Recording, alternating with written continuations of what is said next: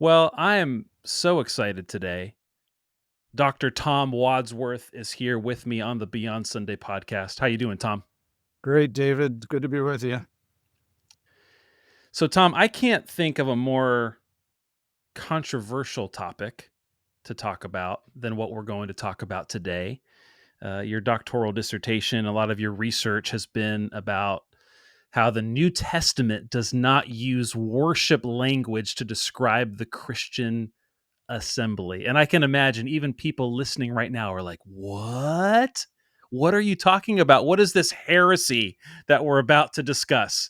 But I want to start with this, Tom. What led you to study this topic? And then can you unpack a little bit about what you mean? Yeah, great question. It started in 1977, David. I was in my first year of full-time pulpit ministry, and I was preaching through 1 Corinthians. And on the 14th week, I'd been taking one chapter at a time. The 14th week, I'd come to chapter 14.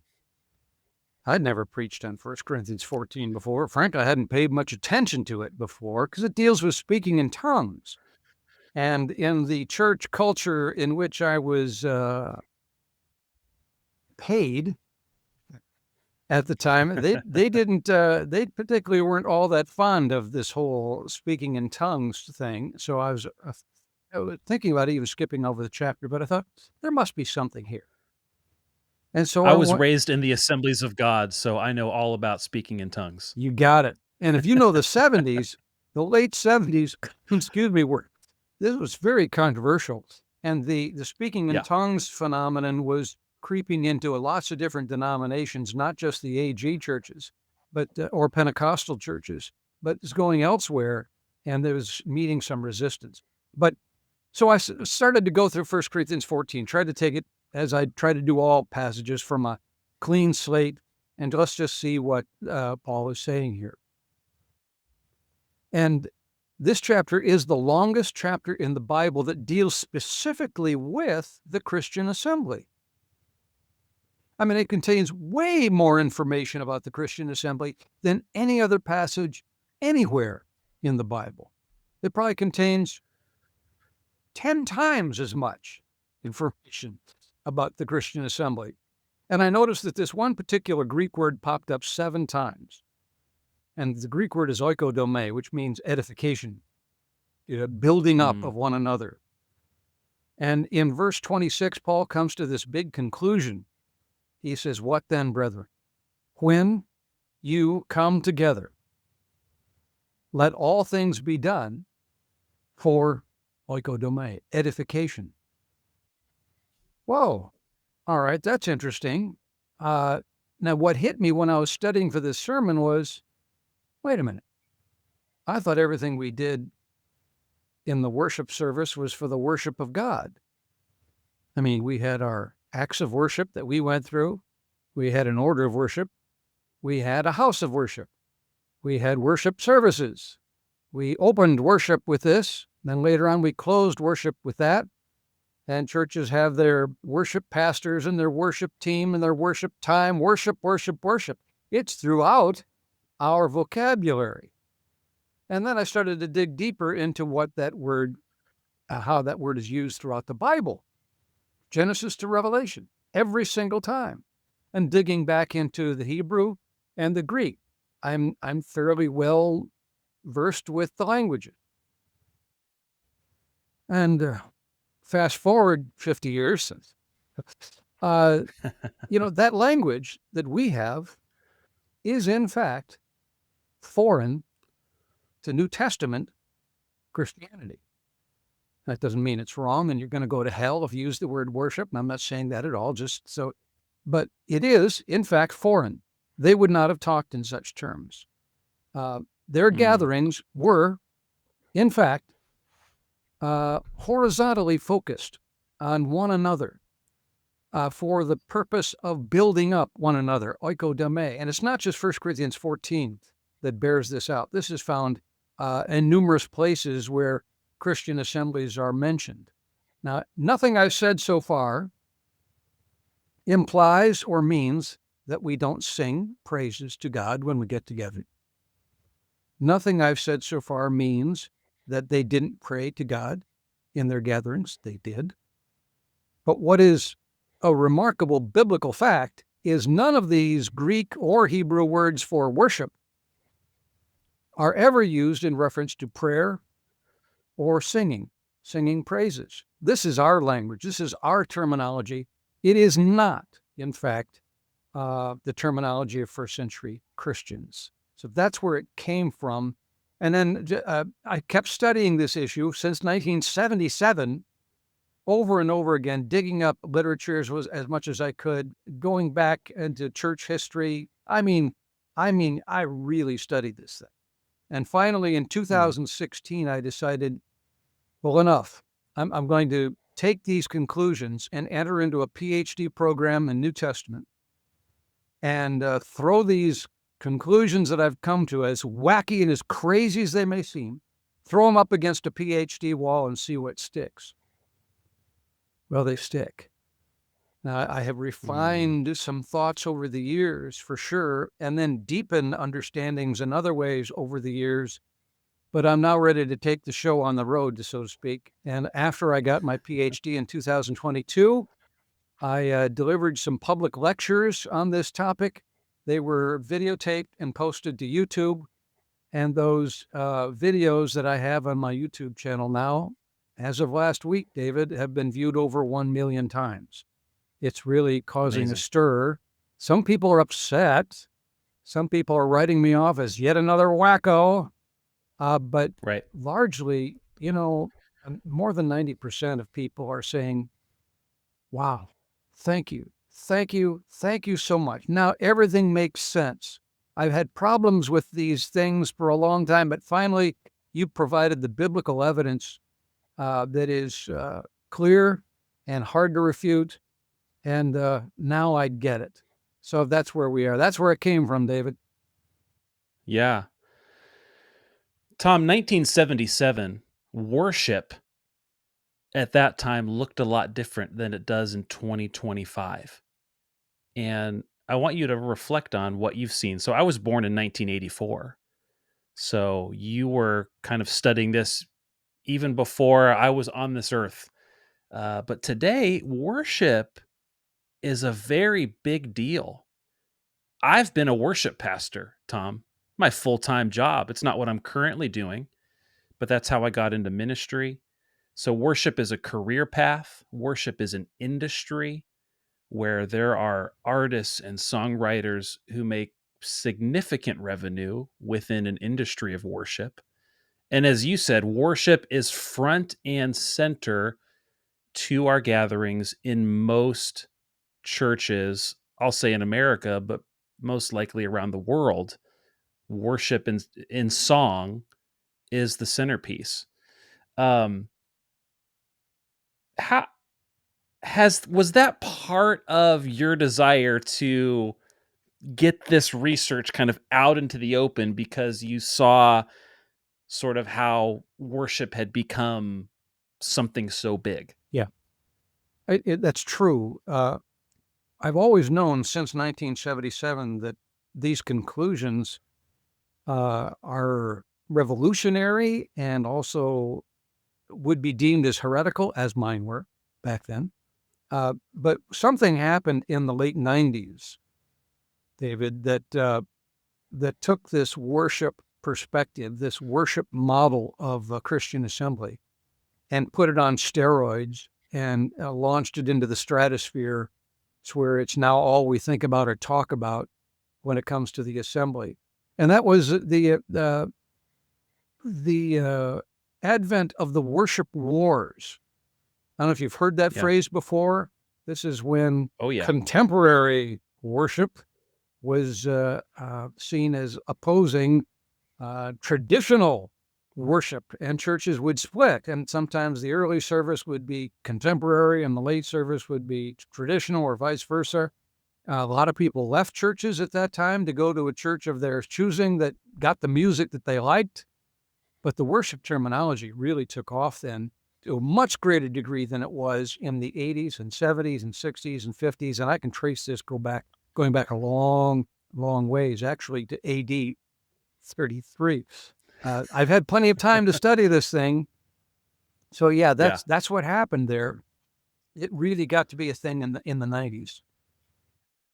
Yeah. What's at stake, Tom? Like, I can hear some people thinking, like, what's the big deal? Why do you hate worship so much?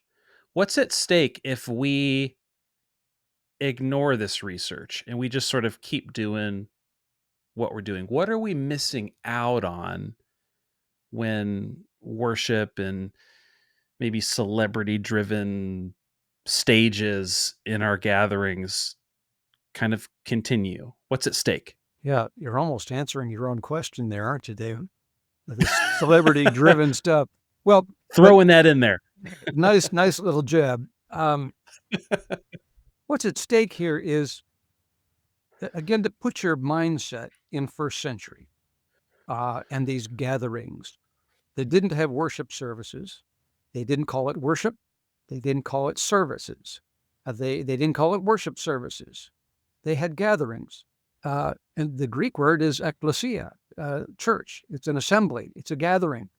That's what church was. Now, our English word church throws us off bad there too, but they had assemblies where they got together to build up one another. And in these gatherings, one anothering was intensive. There was multiple people participating. We have this idea, well, you get the preacher going up there behind the pulpit and delivering his sermon for 40 minutes, and then we'll have our worship session led by our worship team for 30 minutes. But if you want to think in first century terms, forget about all that. Just get it out of your head. Wow. Rather, in order to get yourself in a first century mindset, put yourself in somebody's living room. Because these are house churches. Don't put yourself Yeah. in a 1,000-seat auditorium or a 10,000-seat auditorium. Put yourself in a small venue like that, like a home. Don't think in terms of firmly fixed pews all facing east or facing toward the pulpit. Think in terms of couches where people are facing one another. Think in terms of a gathering where there's maybe no more than 20 people there. Think also in terms not of just one person dominating with a long oration that he has prepared during the week.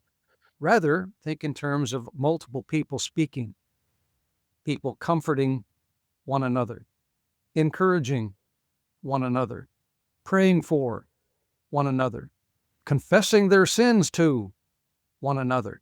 All these one another's are very strong in the New Testament. I think there's something like 58 one another's, one another in activities, and they're largely referring to assembly activities. So to put our head in a first century mindset, think in terms of a house gathering where everybody gets to talk, and the point of everything of what we're doing there is to build one another up. And probably another feature of this gathering is as you're sitting there in the living room, you can smell a meal being prepared in the kitchen as the Mm. odors and the aroma starts wafting in as the gathering there, because they're going to have the Lord's meal. We call it the Lord's Supper. It's the Greek word is deipnon, which means supper or meal. Don't think in terms of this miniaturized thing where we have a little piece of cracker and a little shot glass of juice or something. Forget about that. They're having a meal together. And 1 Corinthians 11 is pretty clear about this. It was an entire meal. And that's what supper means there. It got miniaturized and sacralized fairly quickly. But so put yourself in the mindset of, again, a small venue, small number of people looking at each other, all contributing to the goal of building up one another, enhanced by a meal together in which we remember the death and sacrifice of Jesus for all of us. So I think that I already forgot your question, but maybe that answered it. But aren't you just describing like what most churches would call like small groups? Like we have our large gathering, but then we have small groups where this happens. Is there something problematic about that? Yeah, great. You're on target here. Yeah, you asked about what are we missing, and here's what we're missing. We're missing the opportunity for everybody to participate or to engage in the discussion. I think people don't Yeah. grow until they're able to start verbalizing what they're learning. And in the first century church, they're talking back. There are disagreements. They are asking questions. They're offering maybe a different point of view, but in the midst of all of that exchange, they're growing, and they know that they need to do so with love and with the goal of building up one another and doing things decently and in order. But they're going to grow through that exchange of one anothering. In our modern gatherings, you sit there, you shut up, and you let the pros do their thing up there on the stage under the spotlights.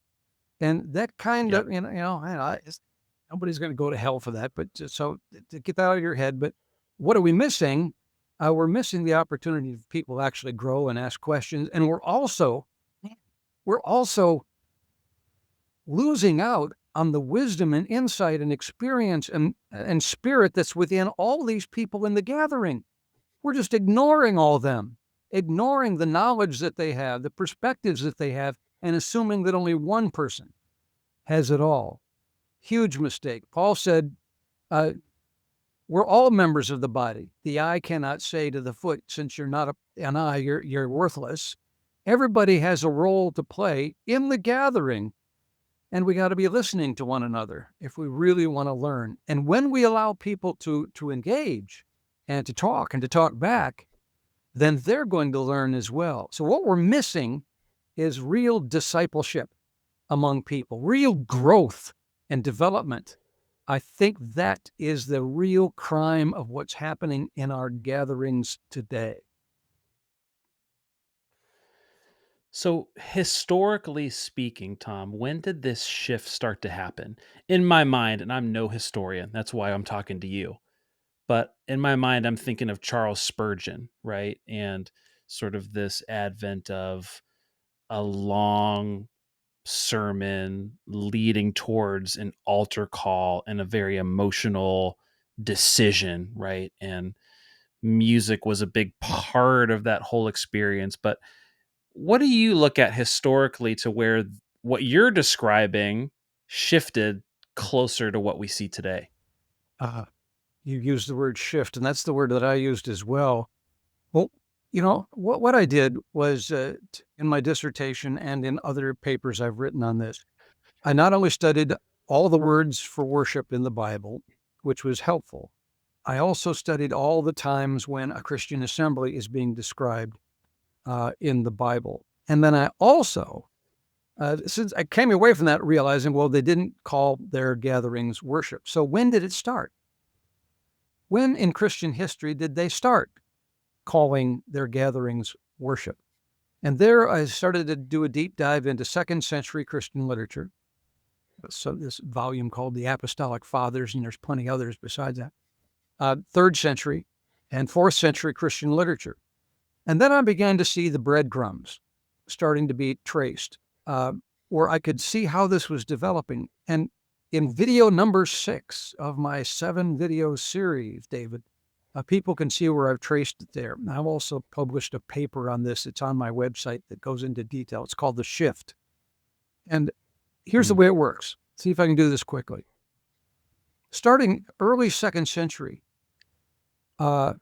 Christians started to view their Lord's Supper as our sacrifice that we are giving to God.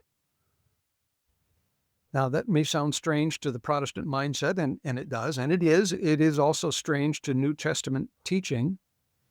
But one thing that once that concept got going, and it was not strange to first century culture because the Jews went to the temple for the purpose of proskuneo worship and latreia worship. So, they offered sacrifices there. So going to a holy place to offer sacrifices was something that the Jews did, and it's something that the pagans did in their pagan temples as well.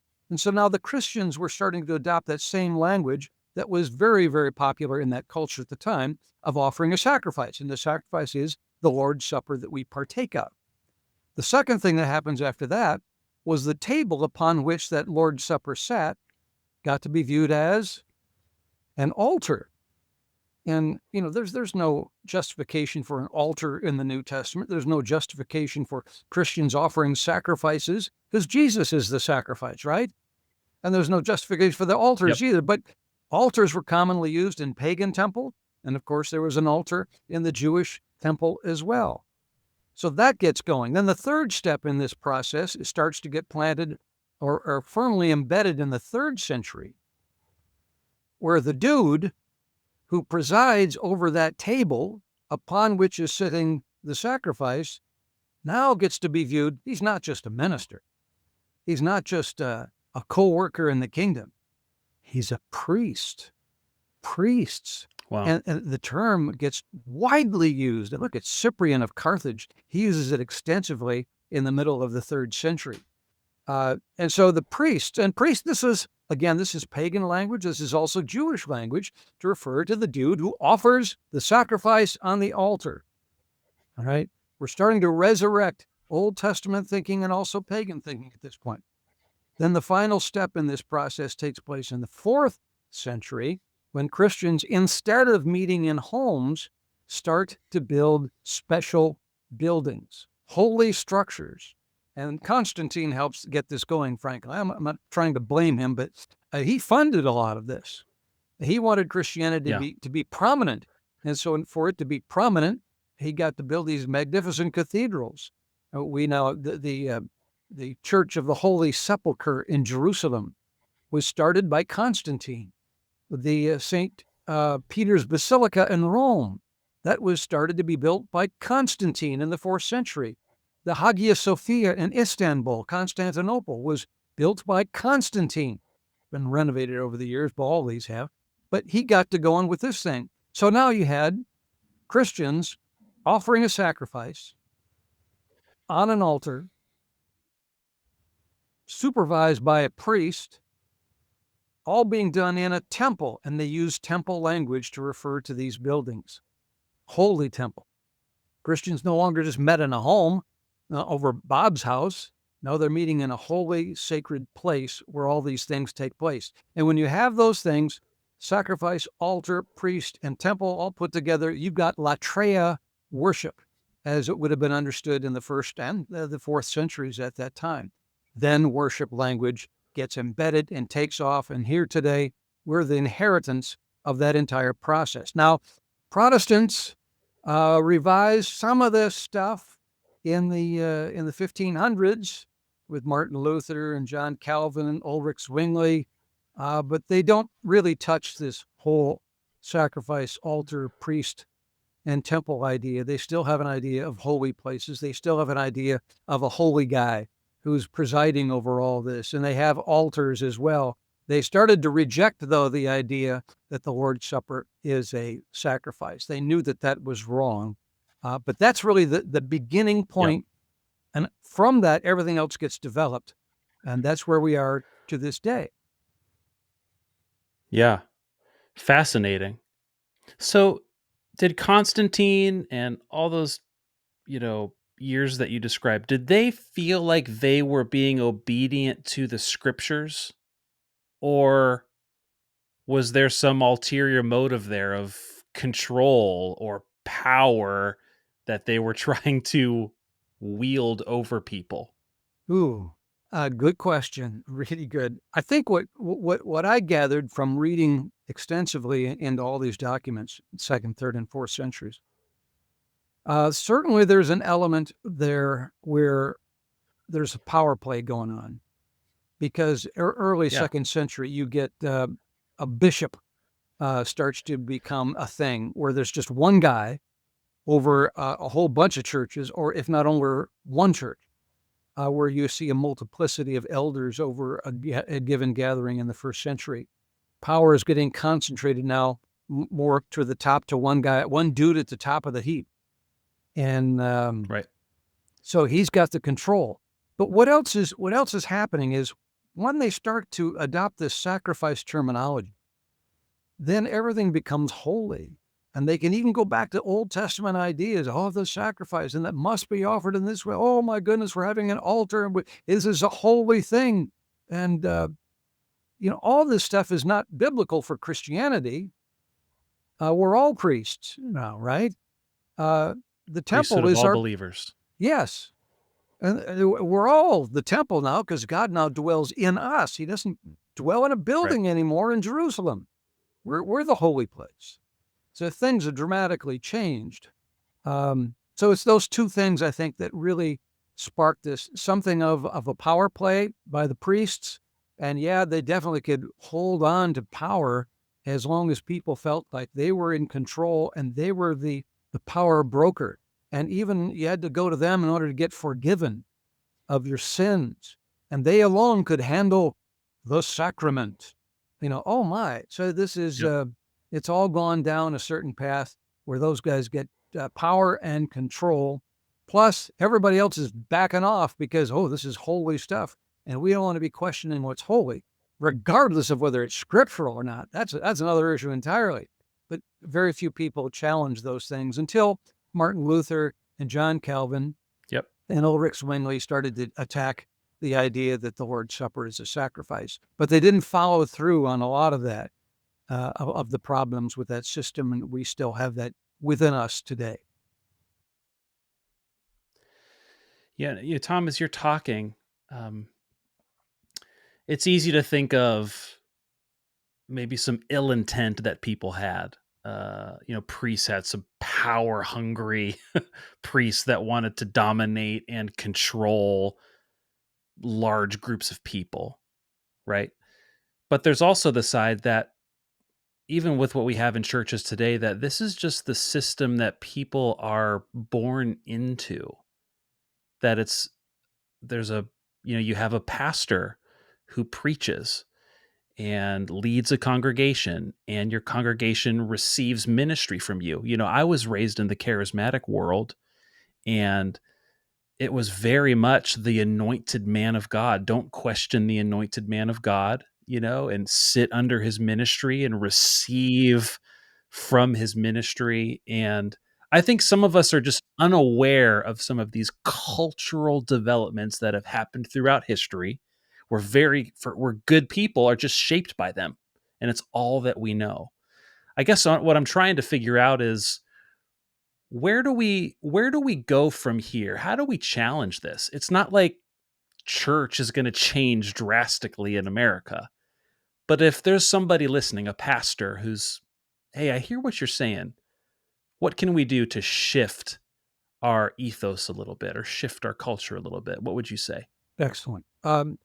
In my final video number 7 of my 7 video series, it's entitled "What Do We Do Now?" Because that's where we are. What do Yeah. we do now? Ironically, when I was in my doctoral studies, I was for 6 years, and I'm taking classes with other doctoral students, and I would have opportunity to present different papers in different classes, and I would always be focusing on this topic, which was also the topic of my dissertation. But there were 3 different classes I was in, or I'd be presenting a different angle on this whole worship edification stuff. And one of the first questions that the other students asked me after I was done was, "What do we do now?" Or one question came was, "What does this mean?" And Close all our churches? yeah, well, here's where, so video number 7 talks about some things that we can do that anybody can do. I think the thing that we're missing, which you pinpointed earlier on, was one anothering and growth and discipleship. And you recognize that a lot of churches already realize to this day that small groups is where it's at. If you really want people to grow, if you really want people to develop relationships in the body of Christ where they are knit together in love like they're supposed to be, you've got to drill things down into a small group. Now, you go ahead and have your gathering of 10,000 people with a $1 million video program of the lights, camera, and action going on. Okay, yeah, okay, fine.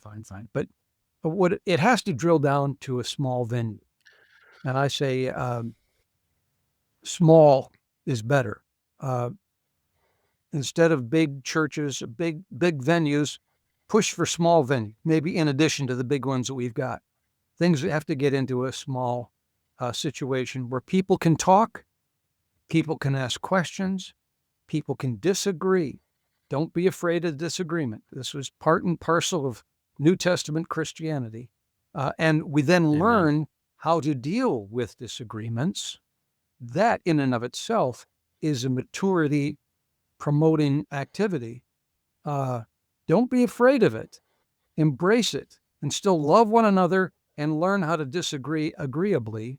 And then we all come out of that whole process, I think, much wiser, more spiritual, and much more mature in Christ. And we start to develop our skills in compassion, in love, in being caring for one another, being patient with one another, all those spiritual gifts that were supposed to be applied to an assembly in the first place have become lost to us because we don't have the opportunity to exercise these things. And the place to exercise them was in the assemblies in the first century. So that's one thing I would do. I would push for small gatherings in addition to what you're doing. If you got to do what you're doing, push for small gatherings where people can relate to one another.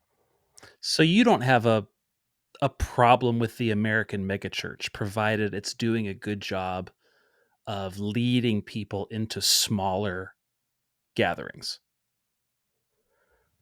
Yeah, I think that's right. In some ways, I have felt good about the megachurch environment because they really uh, focused in on quality content. They knew that content is key, and the way they had designed posters around the building, PowerPoint slides, everything targeted toward the message of the day. This is really good stuff that is edifying. They also, one thing that was good about the megachurch, it started to get more and more people involved in the singing aspect of the gathering, getting more and more people Yeah. up on stage.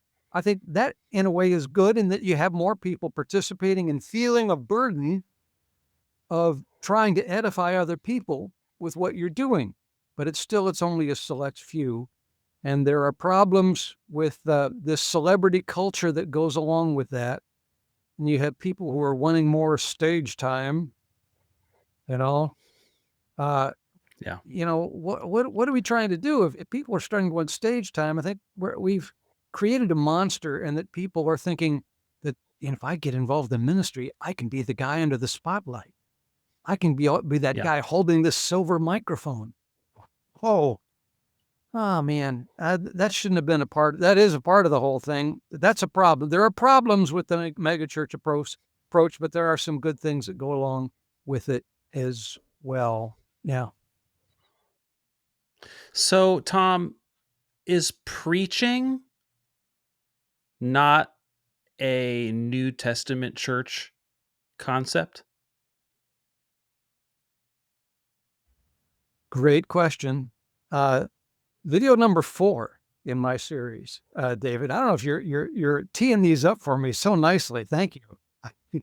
But video number I, and 4. I'll, I honestly, I haven't even watched two. I've been slowly diving into your videos, but there's more that I haven't seen than I have seen. So, Video number 4 is entitled "Why They Didn't Preach Sermons in the Early Church," and here's why. And of you're course, stepping people. on some toes I now, know, Tom. oh Stepping on baby, some did I toes just now. get people ticked off? There are people now standing up and yelling at me right now. But now hear me out, and actually hear out your New Testament.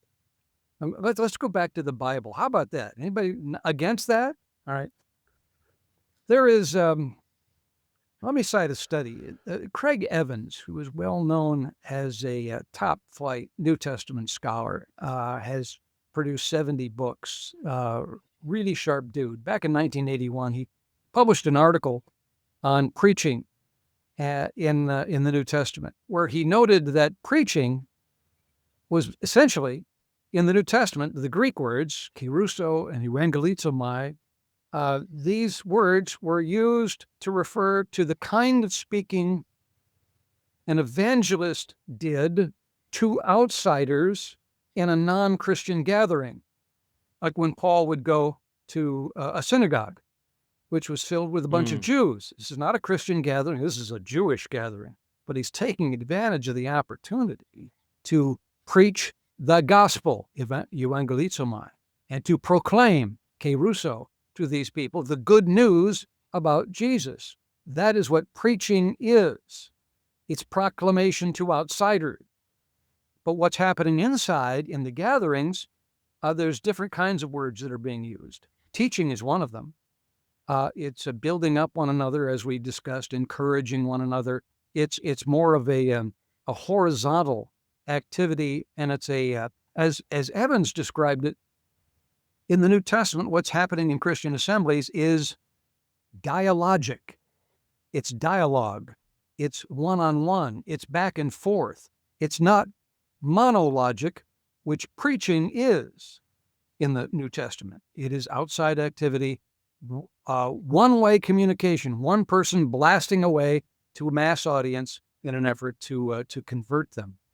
Evans made a great point there. He's not the only one who's noticed this either. This is so basically what you have going on in a first century gathering is multiple people speaking. You have a powerful role of elders, shepherds, who are known to be able to teach and admonish and to rebuke and to also refute ideas that are incorrect. So, but our mindset is so focused on preaching and pulpits and homiletics and delivering these grand orations. Okay, well, that's fine. You know, I've been through all those courses, been there, done that, and I've right. done many years in the pulpit, so I know that, but there's some problems with that as well. One of my critiques, Tom, and maybe this will sound cynical, but this is just what I think about is so much of what we build in our modern churches is to maximize growth over discipleship. I believe discipleship requires courageous decisions that don't always contribute to growth. So, for example, worship is seen as an avenue of church growth. So if we can upgrade our equipment, if we can get a highly talented worship leader, if our excellence level is seamless and spot on, it's an attraction. People want to come to experience that. Same thing with preaching. You don't even really need to understand the Bible as long as you know how to move a room with your oratory, with a TED talk, right? It's this sort of feel good experience, like we've talked about, the talented people that contributes to drawing a crowd. Now, that's not to say people aren't blessed by that or get saved through that or not discipled in some way through that. But my critique is that we are focused more on the growth of our congregations than we are the depth of our congregations. Do you feel like there's any credence to that? Huge. I'm with you. Preach on, David. I think you got it. The kind of growth that the New Testament is concerned about is spiritual growth of the individual. Virtually Yeah. every word you read in your New Testament, especially in the epistles, is targeted toward personal growth and development. And I fear that, man, with this whole worship emphasis where we're there for God, the focus on ourselves, which is where the focus should be, is lost. And so that personal growth gets gone. There's this, I've sometimes had people refute what I'm saying as because they say, going to church is all about God, because if it's all about us, it ain't about much. That sounds so wonderful and so holy and righteous, but it's baloney, because what God wants is for us to be getting better. In our gatherings, we should be working on one another. All those one anotherings, all the emphasis on edification and encouraging. Hebrews 10, 24 and 25. Let's get that verse out here for a second.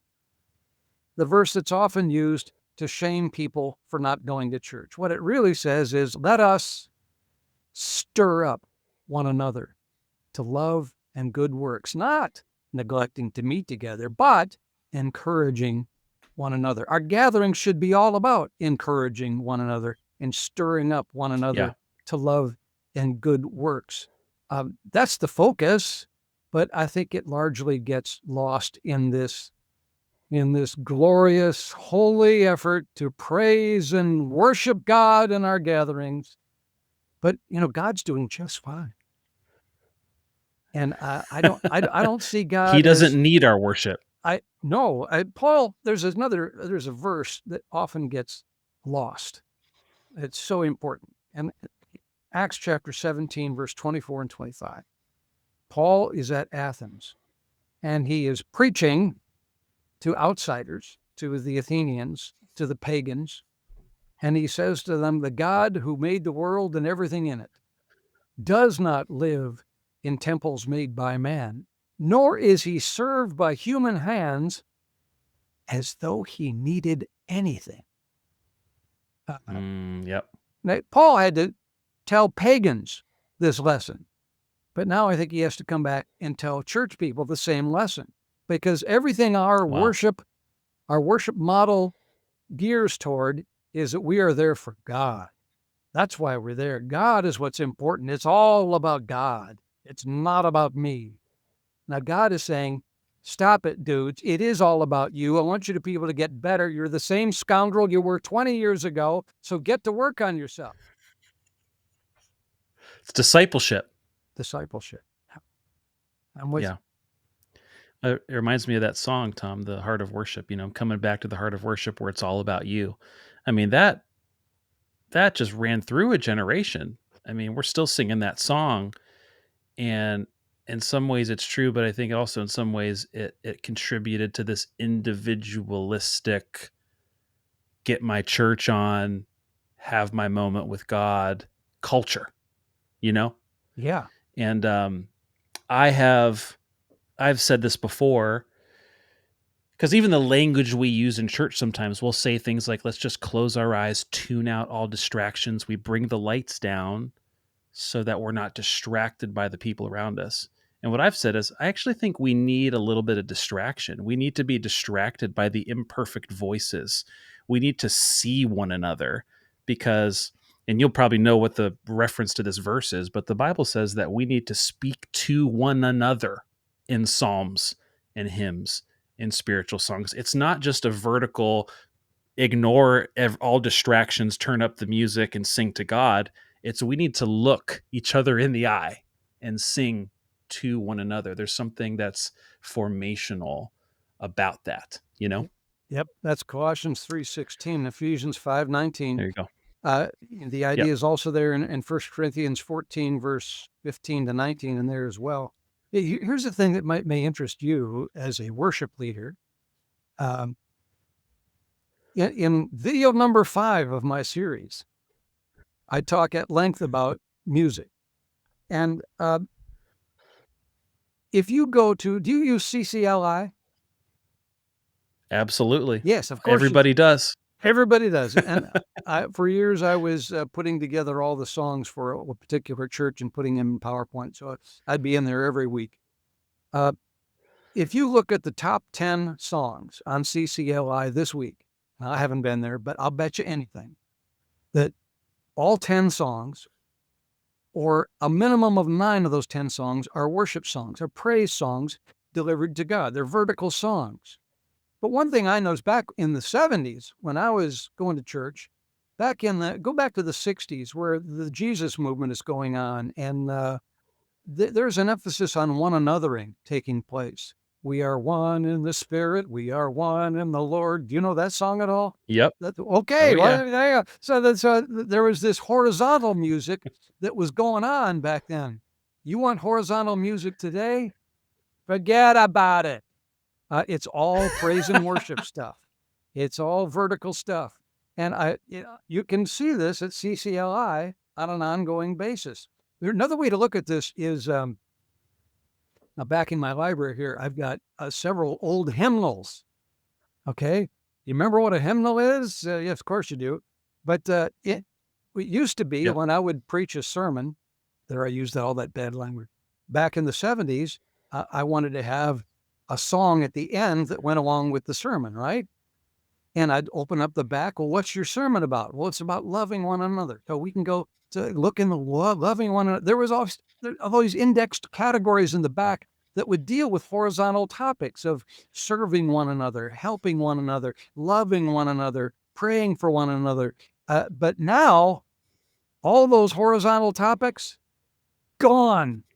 We've only got the vertical stuff, vertical music, vertical music, vertical music, and uh, Why? well, because of the emphasis on worship. The worship model has Mm, gotten on steroids in the 90s, with the worship wars things, and it's out of control, out of control. Now, is there something sinful about singing praises to God? Well, of course not. But folks, we're missing out on this whole emphasis of the horizontal and building up one another and developing relationships and learning from one another and speaking to one another in songs, hymns, yes. and spiritual songs. You want to be biblical about this or Yes. not? Yeah. So Tom, I read this somewhere, but I guess there's over 400 references to singing in the Bible. What do you make of that? So there's obviously singing to the Lord is important. You look at the Psalms. I don't want to leave this conversation with people thinking, let's do away with worship. Let's do away with singing. This has no place in the life of a believer. Let's just hang out together and talk. Where do you see the value of singing in the life of the church, in the life of believers? Mm, great question. Um, the sense I get, I've studied through the New Testament asking that very question. And yeah, singing might be mentioned 400 times, but you want to look at the number of times it's in the Old Testament compared with the New. Uh, I did a comparison between the word sing and the word pray in the New Testament. And sing in the New Testament, I think, is found 9 times, but pray is found 150 times. And yet Mm-hmm. you go to our gatherings and we see this gross uh, inequity there. So what should we be doing? I think in the first century, the singing aspect was probably, it was there for sure. As we referred to Colossians 3. Remember with Paul and Silas in prison in Acts chapter 16, and they're singing a hymn, just the two of them. They're not up on a stage with a spotlight and they're squinting their eyes and holding their hand in the air. They're just singing a song to one another, encouraging each other in this trying time of being in a dusky, uh, cold jail cell, but praying to God through that song. So singing still has an aspect, it's encouraging, but I think it probably took about 3 minutes to do a song. It still does to this day. And I think that's probably about the right amount for an hour long of something. But or you have some more, Give somebody else lead a song that they wrote that means something to them, and they're wanting to encourage and speak to one another with that song that they produced. Or The uh, charismatics are hating what you're saying right now. whoops, They want to flow in the spirit. If worship isn't 45 minutes, God didn't show up. yeah, yeah, yeah. But that wasn't true 40 years ago. Even in Yeah. an AG church or a Pentecostal situation, charismatic, but it's gone crazy now. So I think also in terms of this to jump out of the song thinking. If a song takes 3 minutes per person, I think messages delivered by people probably shouldn't take more than 3 minutes. And then other people weigh what is said, to use Paul's language in 1 Corinthians 14, I think it's verse 29. Let people speak and let others weigh what is said. Let people bring a song. Let someone bring a song and then let others weigh what is said.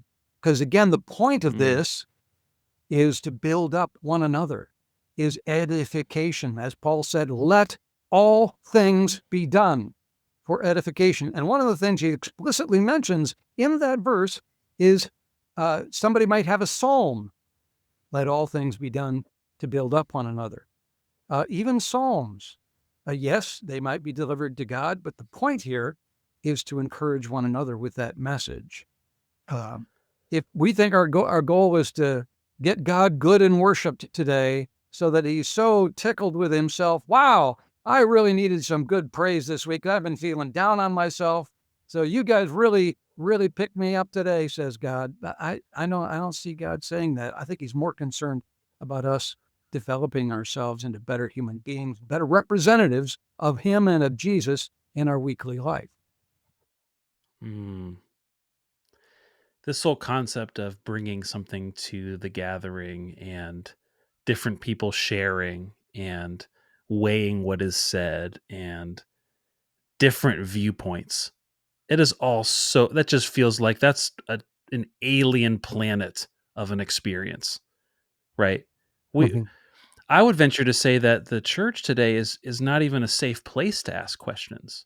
In many places, it's if you begin to ask questions or have a different viewpoint, it's you're sort of pushed to the side, right? And everything is controlled by, the pastor. I don't know. It just seems like such a foreign concept with what we've built, but I do see the value of it. But I don't see how that's ever going to take root in church today. Are you seeing that?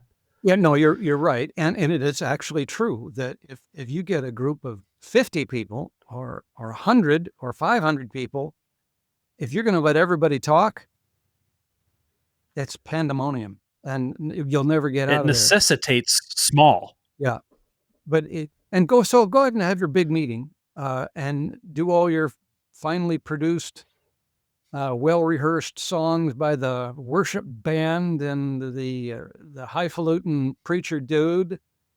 Go ahead and do that, but it's got to get drilled down into the small groups of smaller venues where people can talk to one another and start to actually absorb this stuff. Because I fear Yeah. that with this worship mindset that we have, people are coming into these big worship services with the big show up front, and then they go back to their car, get in their car, and if you asked them what was the sermon about today, I don't know, but that bass guitar that today was really loud. I don't know. I don't think I like that. What are they really remembering? Where are they really growing through Yeah. the experience, or are they just watching the show? I don't know if people grow by watching the show. You've got to start belching it back somehow to be able to engage with the topic and start to develop your own thinking Yes. and your own practice based on that. And if you don't have that opportunity, it's not going to happen. I see a challenge in this, Tom, in two different ways. So there's a challenge to those in ministry, pastors, leaders, to think about church and think about our gatherings in a way where we can ratchet it down and we give people a chance to be a part of the experience more, smaller groups, absolutely. But there's also the congregant, right? The church attender. If we can start thinking in less consumeristic terms, and I know our culture sort of leads people into consumerism. I get that. So that's like a leadership issue. But if anybody listening to this right now who's just, they love Jesus and they're a believer and they're a part of a church, to think, okay, the Sunday gathering is important, singing and worshiping, listening to the sermon, yes, but that can't be the extent of my discipleship. I need to get around other believers where I can talk about this, where I can flesh some of this out, where we can pray together, where we can take communion together. Does that seem like a reasonable challenge for our listeners today? Very good. That works. I think that's the main point here. I think though eventually, if you start there and do that for sure. I think eventually somebody's going to say, "Well, why do we do what we do anyway in church? Shouldn't we be revising this in some way?" Well, I'm pleased Yeah. just toss out these clear biblical principles and then let it Yep. take root uh, in good time in every given little culture and little town and big city across the world, and let people start to see the wisdom and the productivity of building disciples and of people being edified by one another, not just one guy. who has all that Yeah. job. Tom, I'm just totally just thinking out loud here as we're talking, but I think a lot of the worship movement it stems from a lot of the charismatic movement, right? So it's this belief that worship transports us into the presence of God, and when we are in the presence of God, anything is possible. So there's this idea that worship is sort of the gateway to miracles, to life change, to getting in the presence of God and never being the same again. Is there any credence to that, or does that? And I don't even know. You probably don't have as much of a charismatic background, but is there any truth to that, or does that get us into some scary territory? Biblically, there's a little bit of evidence to support that idea. However, the real problem with it is it denies the biblical fact that God now dwells within all of us. We don't need to be getting together to try to conjure up God so that God will show That's up. good. You know, God should have already showed up in your life as a Christian the day you became a Christian, the day Yeah. you gave your life to Christ, when you were born again, when you had the Spirit of God placed inside you, so that God is now with you all the time. This is not fairy tale stuff. This is real biblical truth. Mm. And yet Preach. the idea that we got to get together to somehow conjure him up, do the right songs with the right B flat, sharp major, then God will be conjured and he will come down among us. Emmanuel means God with us. Jesus predicted the absolute destruction of the temple, the house of God. Now the new house of God is us. He's there all the Mhm. time. He doesn't get there as soon as we get together in church and start shaking things up and getting the right music going so that he shows. Oh, you got me started there, David. Now I'm off on a tangent. Well, But in some ways it feels a little bit like the prophets of Baal, in the New Testament where, they're chanting and sort of trying to conjure up an experience. in my Um, there's a in my video number 5, I talk about. If you think we haven't offended anybody yet, this might do it. So this will be the good one. I talk about the trance, trance, and this is something that seems to have emerged strongly since the 90s, where we haven't truly worshipped God until we have entered into the trance, where we have our eyes closed and maybe squinting just a bit, and our hands get raised. We have now entered into the trance, where we are one with God now, and we have experienced worship, true worship. And this is what we came for. We're looking for this worship experience, this trance.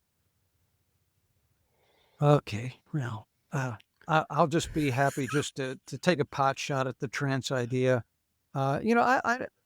You want to think about God, think about God. I'll think about God, I think about him all the time. But to have this idea that we got to get worked up into this trance in order to have really, truly worshiped God this week, I don't know, our focus is just off. And this is not a first century Christianity. This is something else. yeah. Whew. Some heavy stuff here. You think, how many people you think we've offended today? um Probably quite a few, but I feel like my listeners have built some trust with me over the years to be able to wade into some difficult topics, right? Um, because I feel like there's two ways to come at this. There's the one side which is like kind of attacking systems, attacking the church, almost from kind of an atheistic viewpoint. Like let's bring down the system. And then there's the other side of being within. the system, being a part of the church and saying, let's get back to a more biblical idea of what church is supposed to be, how we're supposed to be as the people of God. And so you can't confuse those two, right? It's you can be a part of the church and want to reform it so that we can look more like Jesus intended us to look. And so for that, I'm up for that challenge, you know? Thank you for that. So, And that's what I'm after as well. But I will admit to you, David, that my videos have attracted a large percentage of folks who are in the home church movement. mhm. And there's a certain percentage of the folks in the home church movement that are ready to burn down the buildings. Yeah. Yeah. And deconstruct everything that we've, Yep. and I get it, I understand it, but this is not helpful. I don't think it's helpful to be just thinking that I'm the only person going to heaven and everybody else is going to hell because they go to church in the wrong way, or because they've got a worship pastor like David up there, they also think badly about pastors and preaching Yeah. and pulpits, and I get that, I understand that, I identify with that, but it, it's counterproductive, I think, to start to shift into a condemning mode, a judgmental mode, a Pharisaic mode Yeah. that thinks I've got it all right and they've got it all wrong, because there's so many things that I have not had the time to study through, and I'm sure I will die ignorantly believing something that is wrong because I Yeah. simply don't have the time. It took me 50 years to get to this bit about worship. And I'm pretty darn sure that what I'm saying is rock solid biblical truth. But how many other Right. things am I missing out on? So there's no reason for gloating or to look down on anybody else, because we're all screwed up in one way or another. We just need more patience and more time and more humility. Yeah. I interviewed Lester Ruth. He's a worship historian at Duke Divinity a number of months back. And he said something that was insightful, where he said the church throughout history has picked up culture along the way. We're products of our cultural environment, and there's pluses and negatives to that. Talk about the late patristic period and the robes and the candles, and that was a cultural thing the church adopted. Or today with the American megachurch, like we adopt sort of rock concert ritual, right? The good side is that it's familiar to people. They feel like they can easily enter in, but the downside to that is celebrity culture. It's a byproduct of it. So if we can be wide awake, eyes wide open to what's going on, I think we're going to be okay. And having frank conversations like this, I think, is helpful rather than just burying our heads in the sand and pretending everything is just a okay all the time. Well, So, I gotta commend you, uh, David. This is I have had just a couple of podcasts with worship leaders and people who are in the worship pastor business. Um, mhm, I have close friends who are worship pastors, and my son-in-law was a trained worship pastor, and so I get all that. But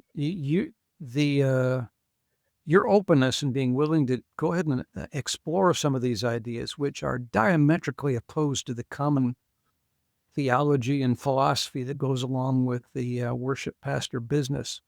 I commend you for your gutsy approach to this, and just to listen, ask questions, and let people see where they might lay on this whole issue. I just ask people, please don't hunt me down and shoot me.